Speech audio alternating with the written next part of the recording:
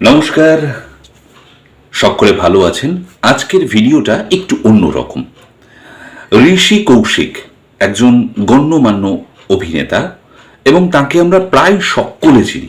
এই যে উপরে ছবিটা দেখছেন, আপনারা এক ঝলকে বলে দেবেন যে ঋষি কৌশিক তার কোন অভিনয়ের জন্য তিনি বিখ্যাত। কিন্তু বিষয়টা তা নয়। তিনি একটা সোশ্যাল মিডিয়াতে পোস্ট করেন, হাই ভ্যালুড ওম্যান। তিনি কারো নাম নেননি, আমিও কারো নাম নেব না।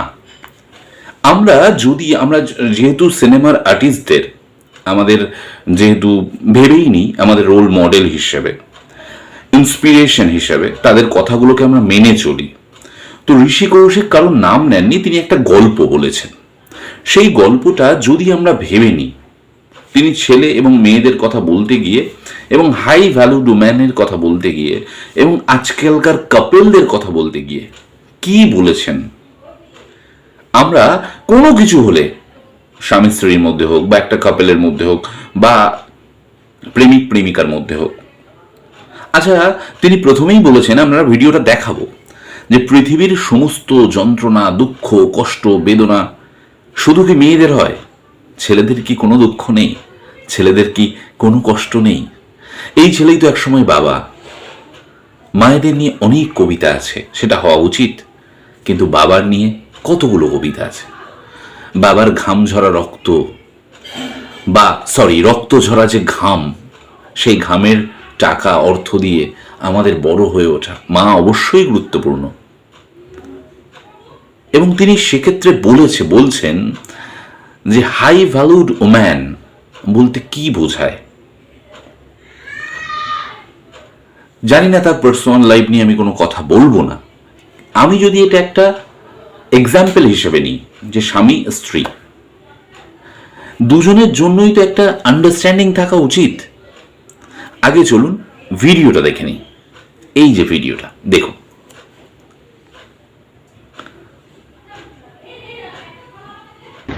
আমি সোশ্যাল মিডিয়ায় খুব একটা অ্যাক্টিভ থাকি না, কিন্তু আজকে আপনার মনে হলো ভিডিওটা তোমাদের সঙ্গে শেয়ার করা উচিত। একটা ছোট্ট গল্প শেয়ার করবো। বিষয়টা হলো হাই ভ্যালু ওম্যান। তার আগে আমার একটা প্রশ্ন আছে সকলের কাছে।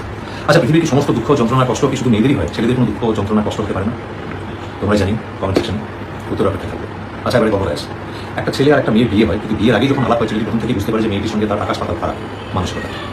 ছেলেটি যেরকম নিজের একটা সাদা সাথে লাইফস্টাইল লিড করে, মেয়েটি কিন্তু একটু উল্লঞ্চন দিয়ে, একটু দেখোয়া, তার আলোচনা সুন্দর ছিল না, ওই জন্য সে প্রথমেই রিলেশন যেতে চায় না, কিন্তু মেয়েটি তাকে ইনসিস্ট করে রিলেশন থাকা। তারপর যখন তাদের বিভিন্নভাবে ব্রেকআপ হয়, মেয়েটি সবসময় তাকে মানিয়ে গুছিয়ে আবার তার কাছে আসার চেষ্টা করে, যে বলে যে আমি নিজেকে বদলে নেব। এবার তোমরা ভাবে যে একজনকে বদলে নিয়ে রিলেশনে রাখা ঠিক একদমই ঠিক নয়। ছেলেটি কিন্তু চাইনি সেটা করতে, বরঞ্চ মেয়েটি বিভিন্নভাবে কথা দিয়ে, যে কোনো মধ্যবিত্ত বাড়ির ছেলে বা মেয়ে কিন্তু সংসার শুরু করে তারপরে ভাঙার কথা কেউ ভাবে না। ছেলেটি ভাবে, সেও সময় দিয়েছে মেয়েটাকে শুরু করে, কিন্তু মানুষগুলো আলাদা করার থেকে আমাদের এখনই আলাদা হয়ে যাবে।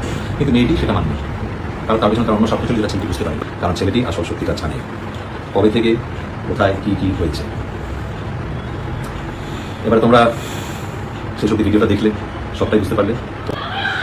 বলে না, স্বভাব বদলায় না, মেয়েটিরও বদলায় না। আচ্ছা, তোমরা বলো, কখনো বছরে দু একটা অকেশনে খালি শাড়ি পরে, মাথায় বড় টিক নিয়ে, শীতে সিঁদুর নিয়ে, এদিকে টুকটুক করে সিগারেট খাওয়া, অফিস আওয়ারের পর তার অন্যান্য পুরুষ বন্ধুদের সঙ্গে সে বাইরে গিয়ে ড্রিঙ্ক করে পার্টি করা, এগুলোই কি হাই ভ্যালু ওম্যানের পরিচয়? ছেলেটির খবর তো কখনো নেয়নি, খালি খবরদারি করে গেছে। ছেলেটির স্পেসে কিন্তু মেয়েটি সবসময় ইনভাইট করে, কোন কোন বন্ধু বান্ধব কার সঙ্গে কোথায় গেল, কোথায় কি করছে সব জানা যায়। ছেলেটি কিন্তু কখনোই মেয়েটির স্পেসে নাক গলায়নি, তার কোন বন্ধু বান্ধব কে কোথায় থাকে, কি করছে, কোথায় যাচ্ছে কিচ্ছু বলে না। মনে মনে খারাপ লাগলেও কিছু বলে না, কারণ তাতে সংসার অশান্তি পায়, আর সেটা অশান্তি চাইবে না। সে বছরের পর বছর এরকম যন্ত্রণা বুকের মধ্যে নিয়ে কিন্তু সে কাজ করে গেছেন, যে সংসারটা বাঁচাবার চেষ্টা করে গেছে।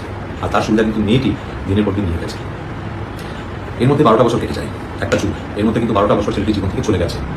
সে যখন আর পারছে না, সে মেয়েটিকে বোঝায় এইভাবে আর সম্ভব না, এরকমভাবে ক্যারি ফরওয়ার্ড করা ছেলেটির পক্ষে সম্ভব।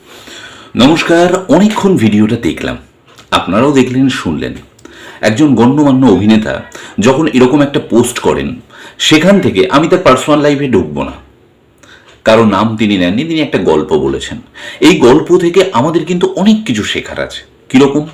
একটা বিয়ে মানেই শুধু স্বামীর উপরে দায় বর্তায় না, স্বামী স্ত্রী দুজন মিলেমিশে একটা সংসারকে আরো সুন্দর করতে হয়, এটাই নিয়ম। এবং সমস্ত দুঃখ যন্ত্রণা শুধু নারীদের নয়, পুরুষদের মধ্যেও অনেক যন্ত্রণা আছে, অনেক কষ্ট আছে, অনেক হাড় ভাঙা খাটনি আছে। আর হাই ভ্যালুড ওম্যান বলতে শুধুমাত্র বিরাট একটা চাকরি করলাম, বিরাট মাইনে পেলাম, এবং হয়তো কোনো কোনো দিন শাঁখা সিঁদুর শাড়ি পরলাম, আর ফাঁকে ফাঁকে একটু ফুঁক ফুঁক করে সিগারেট খেলাম বা ড্রিঙ্ক করলাম, লেট নাইট পার্টি করলাম, তার মানেই আপনি হাই ভ্যালুড ওম্যান নয়। যার মধ্যে শিক্ষাও থাকবে, যার মধ্যে সংস্কৃতি থাকবে, সেই হচ্ছে হাই ভ্যালুড ওম্যান, যে সবাইকে, সংসারটাকে যত্ন করে রাখবে, সংসারকে সময় দেবে। একটা পুরুষ, আমি একজন পুরুষ হয়েই বলছি, একটা পুরুষ বিয়ে করার পর সে কিন্তু চায় সংসারী হতে। আর মেয়েরা, জানি না কেন, সব মেয়েরা গায়ে নেবেন না, বেশিরভাগ মেয়েরা বিয়ের পর আরও যেন বেপরোয়া হয়ে যায়, কোথা থেকে একটা লাইসেন্স পেয়ে যায় যে আমি সব পারি। কিন্তু যে ছেলেটা বিয়ের আগে পর্যন্ত খুব দরজাল ছিল, খুব বাজে ছিল, খুব দুষ্টু ছিল, সে কিন্তু ভাবে কোনোভাবে আমার সংসারটাকে গোছাতে হবে। এটাই বাস্তব। তার কথায়, ঋষি কৌশিকের কথায় কিন্তু উঠে আসছে এটাই। তিনি একটা বিরাট শিক্ষা দিয়েছেন। এই যে এত ডিভোর্স হচ্ছে, এত ডাইভোর্স হচ্ছে, এত আলাদা হয়ে যাচ্ছে, শুধুই কি ছেলেদের দোষ? মেয়েদের দোষ নেই? একটা জিনিস লক্ষ্য করবেন, ভিডিওটা একটু বড় হলেও আমি বলতে বাধ্য হচ্ছি, একটা জিনিস লক্ষ্য করবেন, ছেলেরা অনেক টাকা রোজগার করলেও তাদের মধ্যে কিন্তু ওই অহংবোধটা আসে না যে আমি এই করি ওই করি। কিন্তু মেয়েদের মধ্যে, সব মেয়ে নয়, অনেক মেয়েই বিনম্র, অনেক মেয়েই ভদ্র, ওই জন্য পৃথিবীটা ভালো আছে। কিন্তু অনেক মেয়েই আছে, যদি ইনকাম করে 2 টাকা, ভাব দেখাবে 2 লাখ টাকার, এবং বারবার সেটা আপনাকে বুঝিয়ে দেবে যে দেখো আমি কিছু করি। কেন? ওয়াই? আজকে আমি এই ভিডিওটা বানাতাম না, কিন্তু আমি যখন এই পোস্টটা দেখলাম, এবং ঋষি কৌশিককে আমার ভীষণ ভালো লাগে personally, as a human being. হয়তো তাকে কাছ থেকে কখনো আমি দেখিনি, কিন্তু তার যে কটা অভিনয়ে আমি কাজ দেখেছি আমার ভীষণ ভালো লাগে, এবং তার কথাগুলো শুনছি, এবং তার যে বেদনাটা ফুটে উঠেছে, তার থেকেই এই ভিডিওটা বানানো।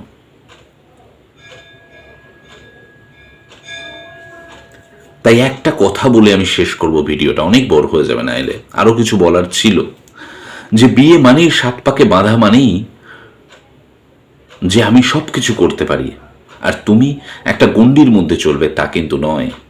বিয়ে মানে অ্যাডজাস্টমেন্ট, বিয়ে মানে বোঝাপড়া, বিয়ে মানে একে অপরকে স্পেস দেওয়া, বিয়ে মানে সময় পেলেই দুজন স্বামী স্ত্রী সময় কাটানো, স্বামীর ব্যথা বেদনা একটু হলেও বোঝা।